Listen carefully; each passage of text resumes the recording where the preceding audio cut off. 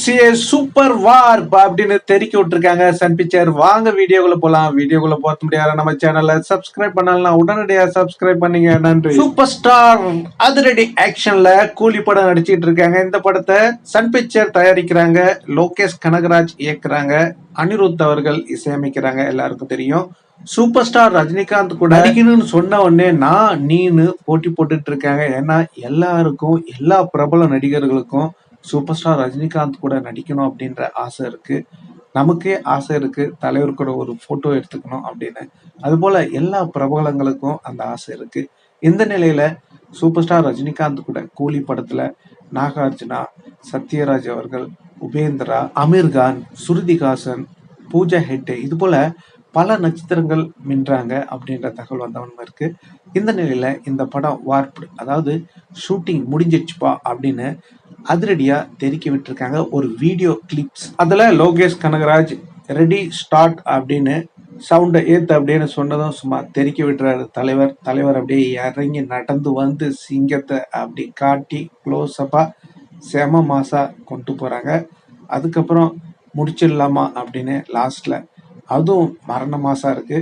அவ்வளோ அற்புதமா இருக்கு அந்த கிளிப்ஸ். நீங்க பார்த்துக்கிட்டு இருக்கீங்க, அதை பாருங்க. முடிச்சிடலாமா போட்டு எல்லாம் சூப்பர் வார்ப்புன்னு போட்டு கலக்கியிருக்காங்க. உண்மையிலுமே இருக்காதாங்க அவங்களுக்கு ஹாப்பினஸ். சன் பிக்சர் இது வரைக்கும் எடுத்த படங்கள்லயே அதிக விலைக்கு ஓடிடி தளத்துல போயிருக்கான். ரொம்ப ஹாப்பியா இருக்காங்க அப்படின்ற தகவல் வந்திருக்கு. இது எவ்வளவுக்கு போயிருக்கு அப்படின்னாக்கா, முன்னாடி ஆல்ரெடி பாத்தீங்கன்னாக்கா 125 கோடிக்கு சொல்லியிருந்தாங்க. இன்னும் அதிகமா போயிருக்கு அப்படின்ற தகவல் வந்திருக்கு. அதனால ரொம்ப ஹாப்பியா இருக்காங்க. இந்த படம் 1000 கோடி கோலிவுட்ல கன்ஃபார்மா அடிச்சு தும்சம் பண்ணும் அப்படின்னு எல்லாரும் எதிர்பார்ப்பு இருந்த நேரத்துல சூப்பர் வார்ப் அப்படின்னு இன்னைக்கு தெரிக்க விட்டுருக்காங்க. கண்டிப்பா சன் பிக்சர் சொல்லாம சொல்லியாச்சு, 1000 கோடினாப்பா அதுக்கு மேலேயே வசூல் பண்ணும்பா அப்படின்னு சும்மா தெரிக்க விட்டுருக்காங்க. எது எப்படியோ இன்னைக்கு தலைவரின் சொந்தங்களுக்கு அருமையான ஒரு விருந்து கொடுத்துருக்காங்க. எல்லாரும் மகிழ்ச்சி கடல்ல ஆழ்ந்திருக்காங்க ரசிகர்கள் அப்படின்றது மட்டும் உண்மை. மார்ச் மாசம் முடிய போது. மார்ச், ஏப்ரல், மே, ஜூன், ஜூலை, ஆகஸ்ட்ல ரிலீஸ் பண்ணாங்களா இல்ல அதுக்கு முன்னாடி ரிலீஸ் பண்ணாங்களா, இன்னும் அந்த டேட் அறிவிக்கல. வெயிட் பண்ணி பார்ப்போம். இந்த படத்தை எல்லா ரசிகர்களுக்கும் ஒரு விருந்தளிக்கணும் அப்படின்னு சன் பிக்சர் முடிவு பண்ணியிருக்காங்களா. ஐமேக்ஸ்லயும் நல்ல ஒரு தரமான குவாலிட்டி படமா இருக்கணும் அப்படின்னு முடிவு எடுத்திருக்கிறதுனால இந்த படத்தை செதுக்குன்னு செதுக்கிட்டு இருக்காராம். கிட்டத்தட்ட போஸ்ட் ப்ரொடக்ஷன் பார்த்தீங்கன்னா 2-3 மாசம் ஆகும். கண்டிப்பா ஆகஸ்ட் மாசம் வெளிவரத்துக்கு சான்சஸ் இருக்கு அப்படின்னு பரவலா பேசப்பட்டு வருது. தலைவர் சினிமாவில் நடிக்க வந்து 50 வருடங்களை கடந்து போகிறார். ஒரு மனிதர் 50 வருடமா நம்பர் 1 ஹீரோவா நடிக்க முடியுமா அப்படின்னு கேட்டா முடியும் அப்படின்னு சூப்பர் ஸ்டார் ரஜினிகாந்த் அவர்கள் நின்றுட்டு இருக்காரு. இன்னைக்கும் நான் தாண்டா கிங்கு, வசூல் சக்கரவர்த்தி அப்படின்னு இன்னைக்கும் நிரூபிச்சிட்டு இருக்காரு.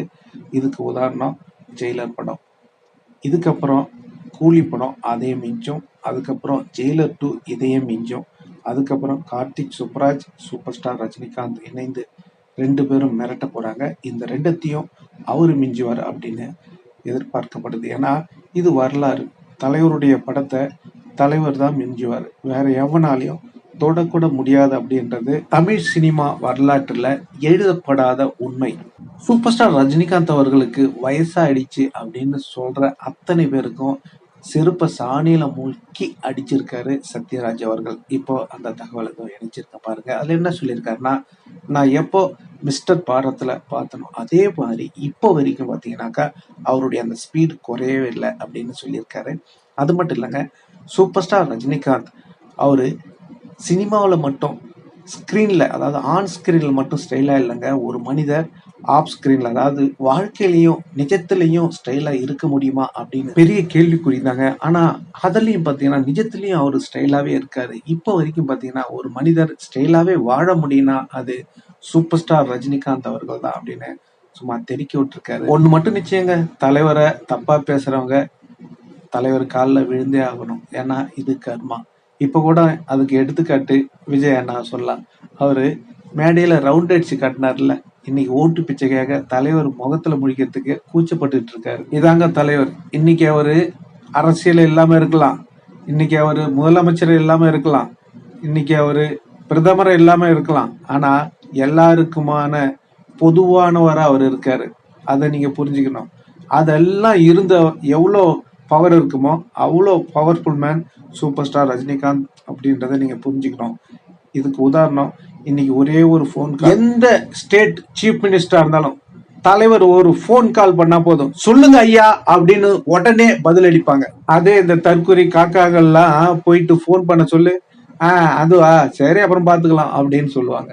இதுதான் தலைவருக்கும் மற்றவங்களுக்கும் உள்ள வித்தியாசம். இதை நீங்க புரிஞ்சுக்கிட்டீங்கன்னா நீங்க தலைவரை பத்தி தப்பா பேச மாட்டீங்க.